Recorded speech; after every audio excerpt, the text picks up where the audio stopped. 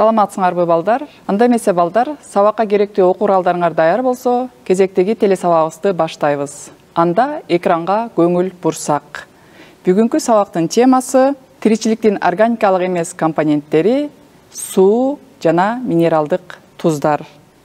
Балдар, бүгүнкү сабакта клеткадагы органикалык эмес заттарды жана алардын организм үчүн мааниси менен таанышасыңар. Клеткада жер бетинде Менделеевдин мезгилдик системасындагы кездешкен 100ден ашуун элементтер кездешет. Алар кычкылтек 47%, кремний 29,5%, темир 4,65%, кальций 2,96%, натрий 2,5%, калий 2,5%, магний 1,87% түзөт.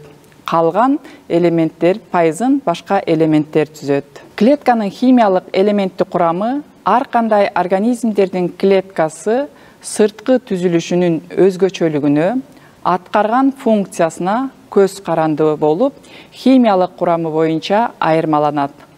Клетканын химиялык элементтик курамын төмөндөгү элементтер түзөт.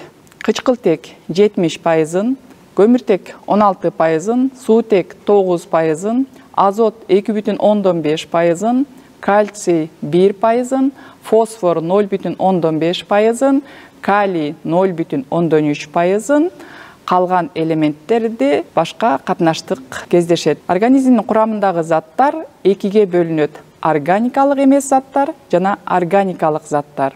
Органикалык эмес заттарга суу, минералдык туздар, органикалык заттарга углеводдор, майлар, белоктор, аминокислоталар, нуклеин кислоталары кирет. Организмдин клеткаларынын курамына кирген элементтер үчкө бөлүнөт. Биринчиси макроэлементтер, микроэлементтер, ультрамикроэлементтер. Макроэлементтерге кычкылтек, көмүртек, суутек, азот, кальций, фосфор, калий, натрий, күкүрт, хлор, магний элементтери кирет.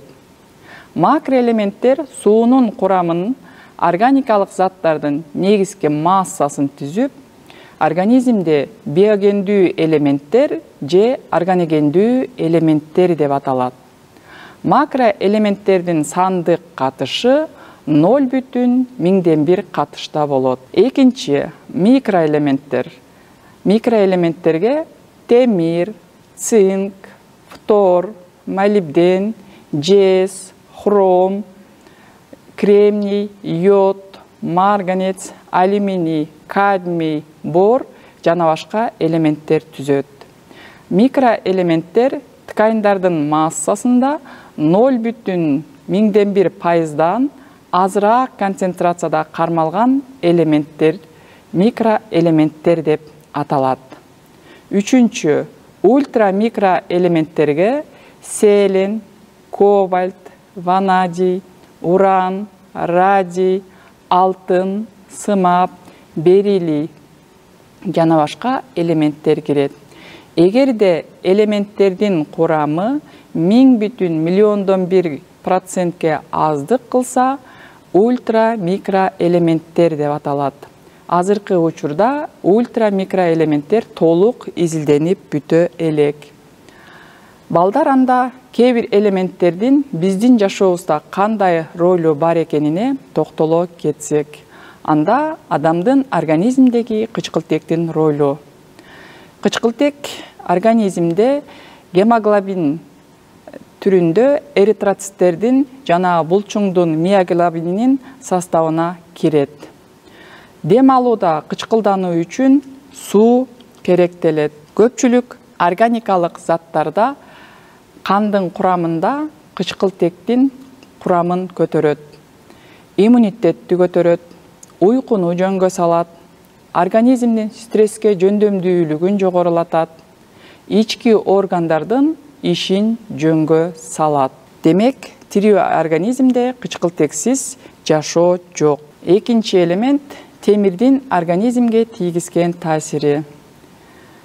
Анда темирдин организмге тийгизген таасирине токтоло кетсек, биринчиден организмдеги нерв системасынын ишин жакшыртат. Экинчиден уйкуну жөнгө салууга катышат. Үчүнчү, гемоглобинди көтөрөт, чарчоону азайтат, нерв системасынын ишин жөнгө салат. Эгерде организмде темир жетишсиздиги байкала турган болсо, организмде төмөндөгүдөй белгилер коштолот. Алар адамдардын чарчоосу бат-баттан, дем алуунун кыйындашы же кысталышы, адамдардын депрессияга түшүшү, чачтын түшүүсү, тездестен баштын оорусу жана тырмактын сынышы. Азыркы учурда биздин Кыргызстанда көптөгөн адамдар темир жетишсиздик жолсо анемия менен оорушат экен. Анткени өзгөчө бул оору боюнда бар аялдарда, өспүрүм балдарда көбүрөөк кездешет.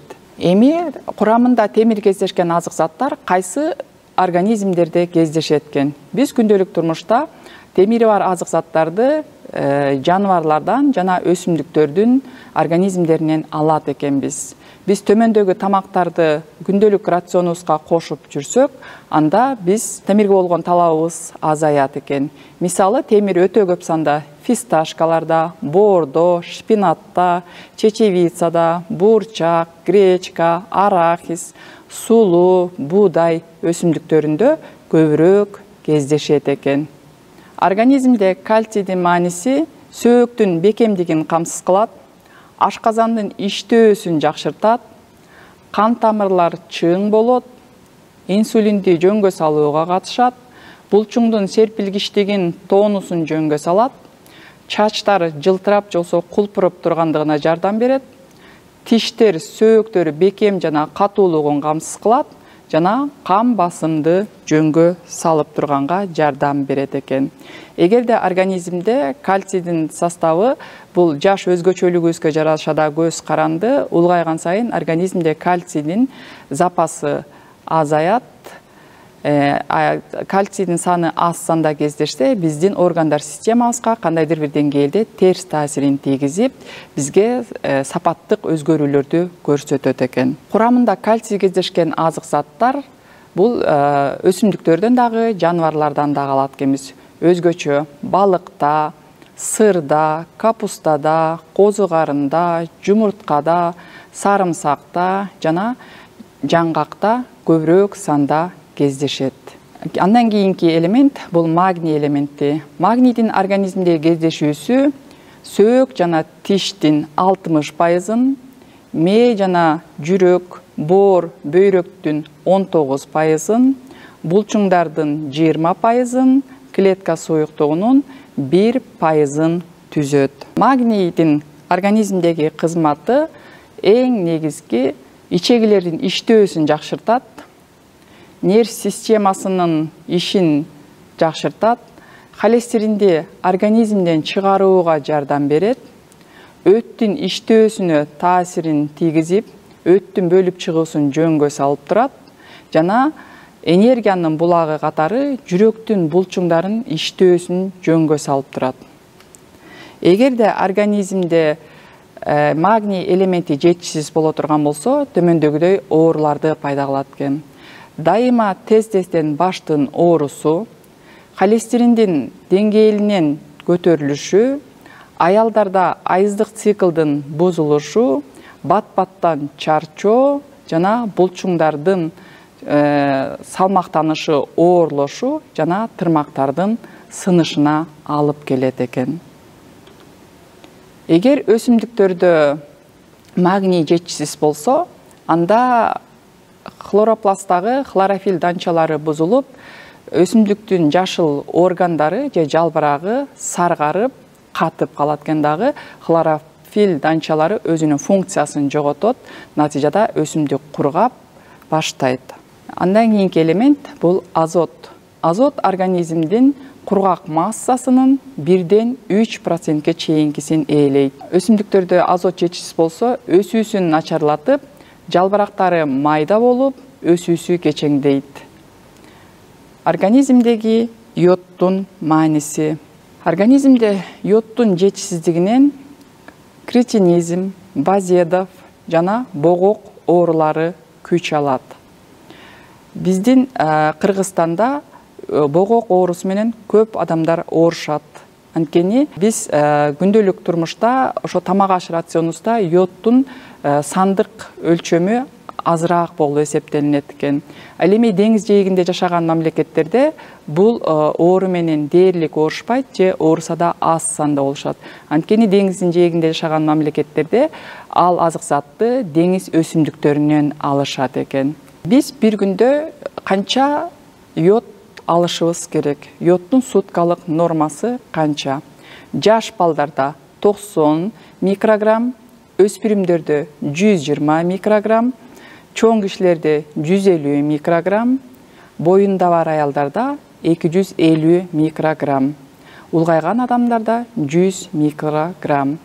Ошондуктан биз күндөлүк тамак рационубузда йоддолгон тузду колдонот экенбиз. Ошо йоддолгон тузду колдонуп атканда биз организмде күндөлүк нормадагы тузду тамак аш продуктулары менен кошо алат экенбиз. Тамак ашты алып аткан мезгилде дайым тузду колдонгондон кийин сөзсүз түрдө туздун үстүн жаап, күн көрбөгөн жерге сактоо зарыл. Кийинки темабыз тирүү организмдерде суунун кармалышы. Жер бетинде органикалык эмес заттардан эң көп суу кездешет. Жандуу организмдердин биринчи белгиси суунун болушу. Клетканын курамына кирген органикалык эмес заттардын ичинен маанилүүсү суу болуп саналат. Суунун саны клетканын тибине, алардын функционалдык абалына карата өзгөрөт.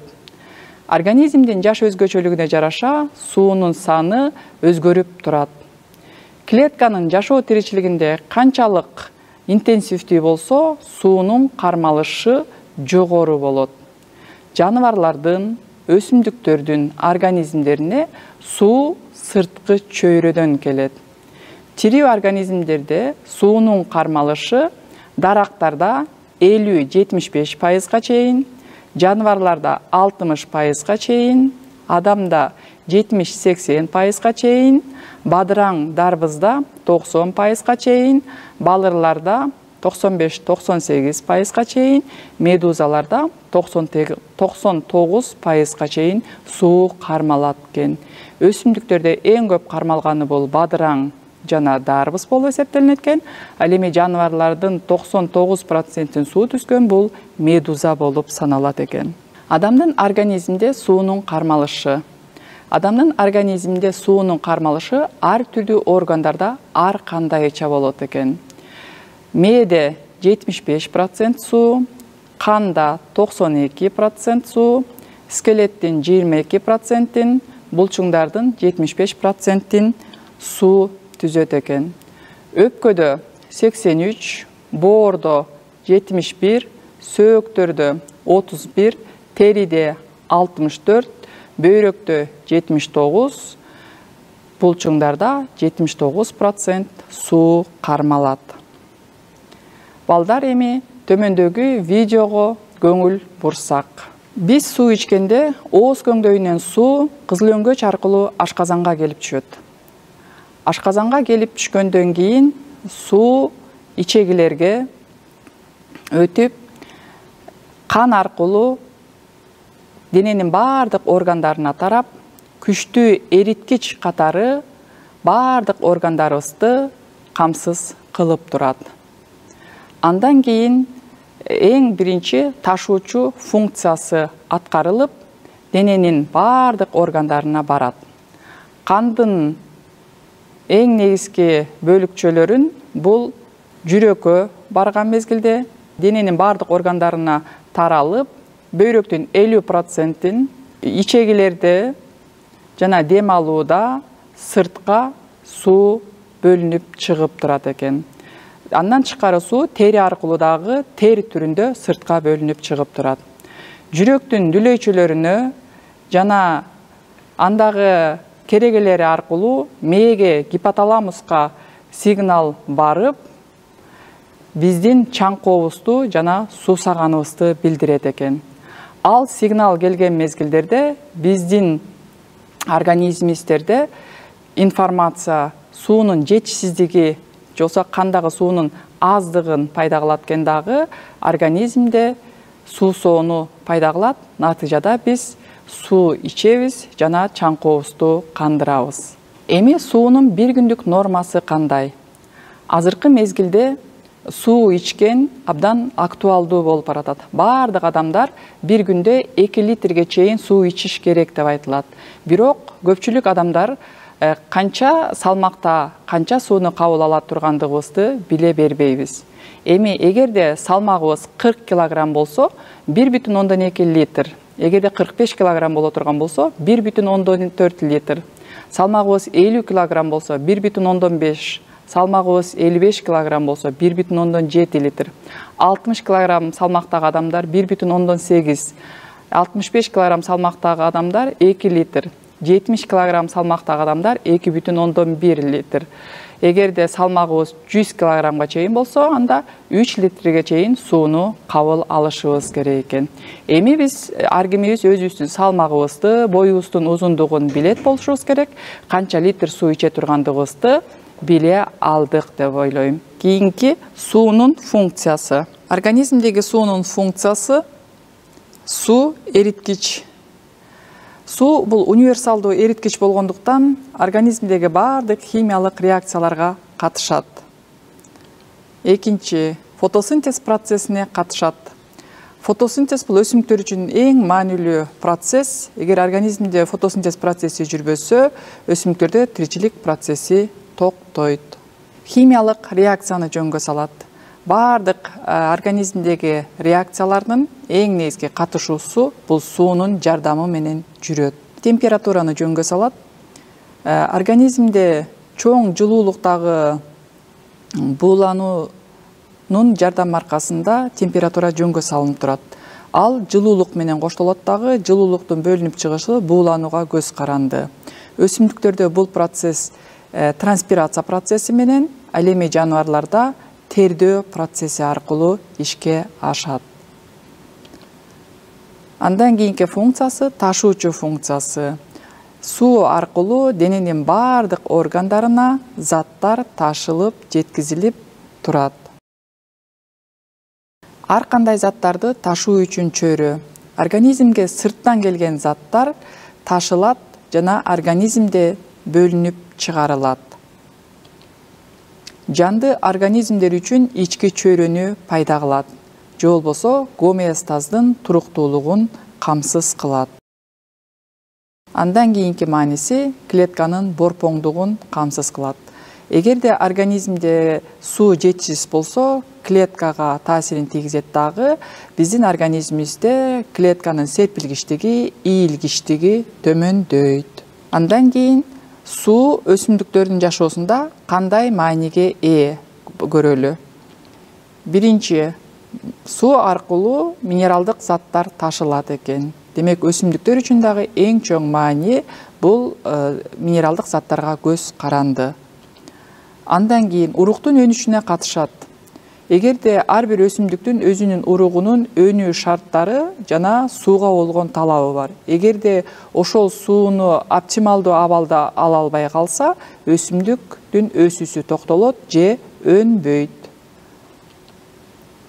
Өсүмдүктөрдүн таралуусу суу аркылуу болушу мүмкүн. Бул кээ бир өсүмдүктөргө мүнөздүү. Өсүмдүктөрдө эң негизги процесс бул фотосинтез процесси. Демек, суу аркылуу түздөн түз байланышта болот экен дагы. Натыйжада өсүмдүктүн организмде суу менен көмүр кычкыл газы кошулуп, органикалык затты пайда кылып, кычкылтектин бөлүнүп чыгуусуна катышып, эң негизги өзүнүн тең салмактуулугун сактаганга жардам берет экен. Балдар, анда жогорудагы маалыматтарды алгандан кийин биз төмөндөгүдөй суроолорго жооп берип көрөлү. Биринчи суроо: кандын уюшуна кайсы элемент катышат? А. Магний, Б. Кальций, В. Калий, суутек. Демек, балдар, туура варианты кальций. Демек, біз 8 класстан өткөндө да билебиз, кандын үнүшүн эң негизги элемент бул кальций жардам берет экен. Кийинки суроо.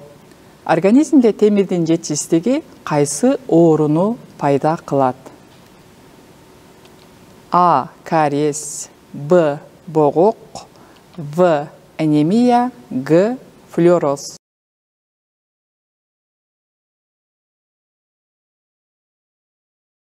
Демек, туура варианты анемия. Кийинки суроого көңүл буралы. Белоктордун, нуклеин кислоталардын компонентинде кайсы элемент кездешет? А. Кычкылтек, Б. Суутек, В. Темир, Г. Азот.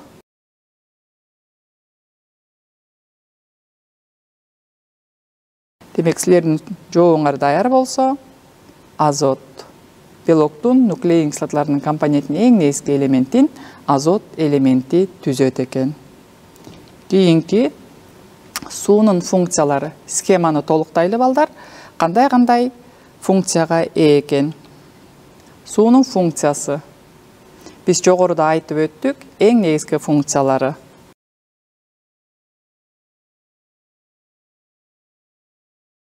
Эриткич. Кийинки функциясы фотосинтез процессине катышат экен. Химиялык реакцияларды жөнгө салат. Температураны жөнгө салып турат. Ташуучу функцияны аткарат. Ар кандай заттарды ташуу үчүн чөйрө болуп кызмат аткарат. Жандуу организмдер үчүн ички чөйрөнү пайда кылат. Жана клетканын борпоңдугун камсыз кылат экен. Анда кийинки суроого көңүл буралы. Хлорофилдин курамына кайсы элемент кирет?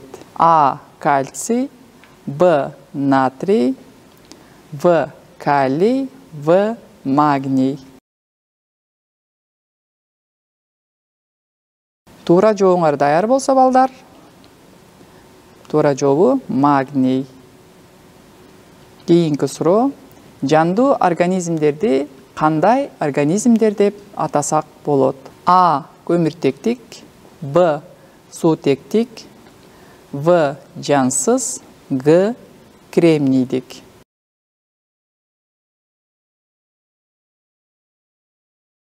Туура варианты көмүртектик организмдер. Кайсы организмдерде жез кычкылтекти ташууга катышат? А. Балыр, Б. Моллюска, В. Карагай, Г.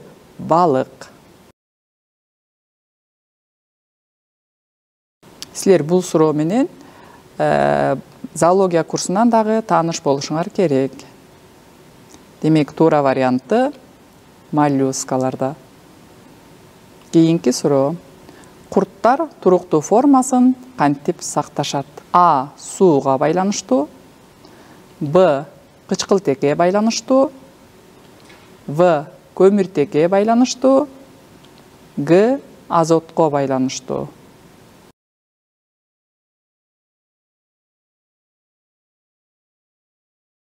Демек, туура варианты сууга байланыштуу. Демек, жогоруда алган маалыматтардан кийин балдар өзүңөр каалаган макроэлементтерден, микроэлементтерден жана ультра микроэлементтерден каалаган элементиңерди алып, анын кызматын, биологиялык ролун төмөнкү таблицага толтурсаңар болот. Көңүл бурганыңарга ыраазычылык билдирем. Саламатта калгыла балдар.